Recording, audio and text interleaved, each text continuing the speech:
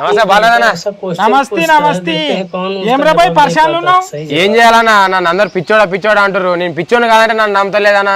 సరే నువ్వు పిచ్చోని కాదు అని అంటున్నావు కదా, నేను ఒక క్వశ్చన్ అడుగుతా, ఆన్సర్ చెప్తావా? అడగనా, చెప్తా. నాకు కొత్తగా పెళ్లి అయింది, మా ఇంట్లో ఇద్దరం ఉన్నాం. అయితే ఒక సంవత్సరం అయినాక మూడో మనిషి వస్తాడు. ఆ మూడో మనిషి ఎవడో చెప్పు సుతం. ఏమన్నా నా తెలియదు, నువ్వే చెప్పనా. నీ పిచ్చోడా, మూడో మనిషి సంవత్సరం అయినాక నా కొడుకు వస్తాడు. అరే అవునన్నా, నిజమే. ఇప్పుడు చెప్తా వాళ్ళ సంగతి. అక్క, నన్ను ఎప్పుడు పిచ్చోడా అంటారు కదా, నేను ఒక క్వశ్చన్ అడుగుతా, చెప్తారా అక్క? అడుగు, చెప్తాం. నాకు కొత్తగా పెళ్ళి అయింది, మేమిద్దరం ఉంటాం. ఒక సంవత్సరం కాగానే మా ఇంట్లోకి మూడో మనిషి వస్తారు. ఎవరో చెప్పురు చూద్దాం. ఎవరు అర్థమైతే లేదు. నన్ను ఊకేనే పిచ్చోడా అంటారు మీరు, మీకు గామాత్రం కూడా తెలియదా? ఒక సంవత్సరం కాగానే బాలతో కొడుకు వస్తాడు.